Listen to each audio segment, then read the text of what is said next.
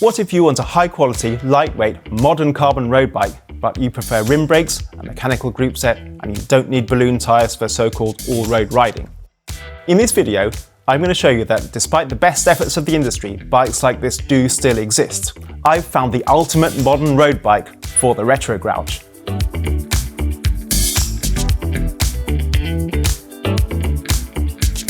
Call me old-fashioned, set in my ways, grumpy even, guilty as charged. But as I see it, the bike industry's efforts over the last decade or so to fix things that ain't broke means less choice and more expense for the consumer.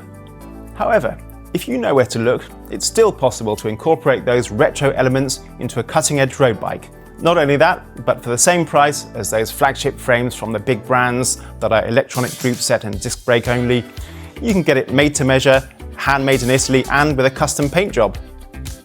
Yes, it costs over £4,000 for the frame set, £4,700 to be precise, but that is about the same as the Cervelo R5, the S-Works Athos and the Envy Melee, all of which are electronic group set and disc brake compatible only. They're made in the Far East, they're off the peg, and this bike is actually cheaper than the Colnago C68 and the Pinarello Dogma F.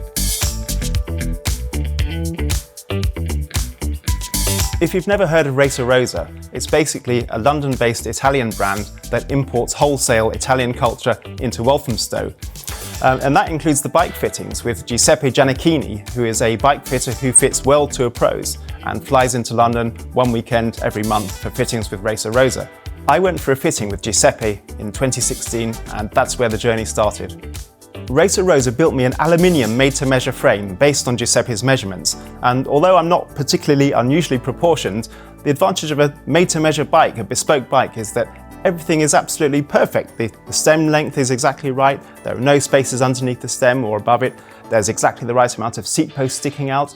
Everything about the bike not only is right, but it looks right too.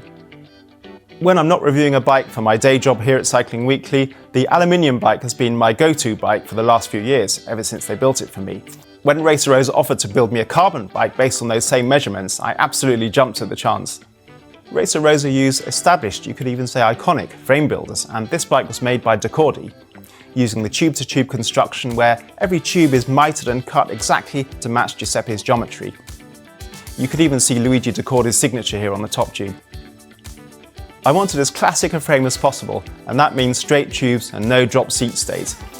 Now, the top tube on this does have a very little slope on it, it's not quite horizontal, and that's so that I can get a little bit of extra comfort with a little bit of extra seat post sticking out. The tubes themselves are squared off rather than rounded, but the silhouette itself is absolutely perfect. Now, I did mention that I didn't want balloon tyres, and the clearance is pretty tight, like a proper race bike. I'm going to be running 25mm tyres, not 28s, and I certainly don't need to run 34s, so it's got nice, tight clearances. It has a tapered head tube, 1 1/8 to 1.5 inches, and that actually is a concession to modernity that I'm absolutely fine with, because the steering is so precise, and I definitely do not want to go back to one of those 1-inch steerers that just flops all over the place. Another thing that I definitely didn't want is an integrated cockpit. I just want a traditional stem and bar as separate components that I can replace easily if I need to, replace the cables, and I want the cables out. If you look at the front end, you can see the Silver Campagnolo logo on the cable, and you know, who doesn't like that? Now, the bike could have been made with the stem slammed and the steerer cut right down, but when I went for my fitting, Giuseppe noticed that my flexibility wasn't quite everything it should be, so I've just got 5mm of adjustment each way, just in case. Being given the chance to design your own paint scheme is liberating, but you can easily end up with a dog's dinner or even an accidental German national champions livery. Now, what I actually wanted originally was some kind of a sunburst finish like Fender guitars. I'm a bass player and I really love that classic sunburst finish. There's a video on YouTube of guitar bodies being sprayed yellow, and then the black goes on around the edges, and then finally the red. So I said to Diego at Racer Rosa, let's do a sunburst finish. And he started putting in the yellow and the red and the black, and then it hit me. We had a rethink, and now we started with a pearl white for the main color, and it goes into a deep orange, and then a flame red, and then it's got a blue-gray at the rear triangle. And it's all gloss, and it looks absolutely lovely.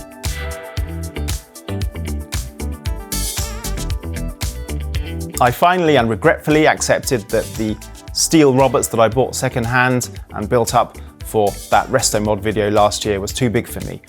I didn't want to fit a stubby stem on it, so I stripped off the Chorus group set. Luckily I'd never ridden it in the rain, and I brought it here for its new home on the Racer Rosa.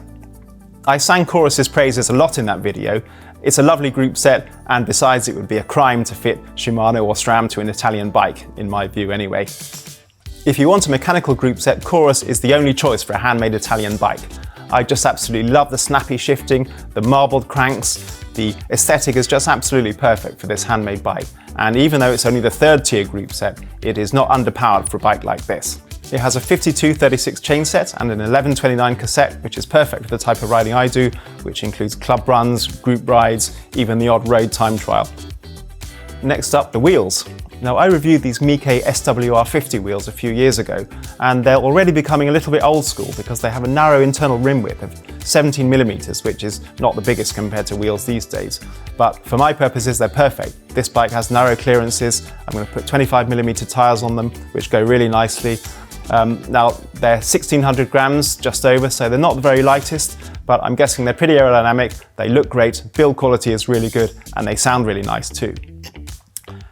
As for the tyres, they're going to be Continental Grand Prix 5000s, 25mm size of course, and these are not Italian tyres obviously, but they're really great tyres, I love them, and in the end it means that the German flag does get to appear on my Italian bike after all.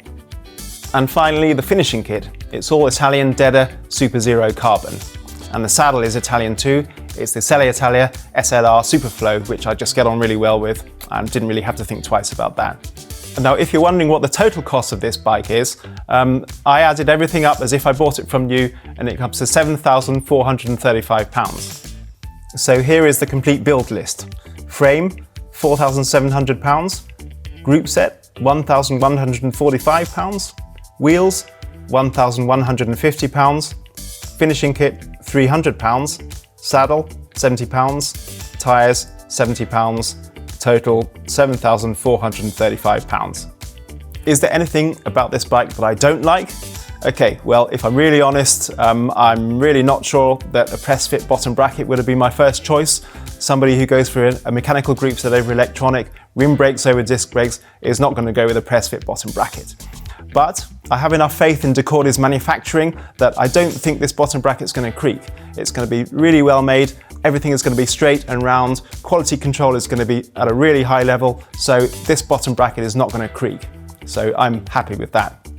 And in a kind of bottom bracket, belt and braces sort of thing, it also has an aluminium sleeve inside so that the cups aren't directly pressing on the carbon. Other than that, this is my dream bike. It fits absolutely perfectly, of course, since it's made to measure. The ride quality, I mean, I can probably say that I can compare it to a classic steel race bike, and that is the biggest compliment I could give it, because for me, that is the benchmark. But it's better than that because it's so much lighter.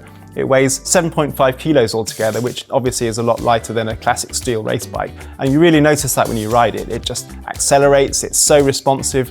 I mean, it's firmer than those bikes that have the big tyres, but really, you know, it's got the classic ride, and that's what I'm looking for. Now, as for its speed, it's a fast bike. I've already won first road bike in my local club time trial. I've been on a really fast group ride with it. I've done a couple of commutes, although you know you don't really want to use this kind of bike for commuting, and you're going to eat into its lifespan if you do that. I've had it for a couple of months, and every single ride I've just absolutely loved riding it. It is just an absolute joy. The only problem is, if this is my ultimate bike, what is my N+1?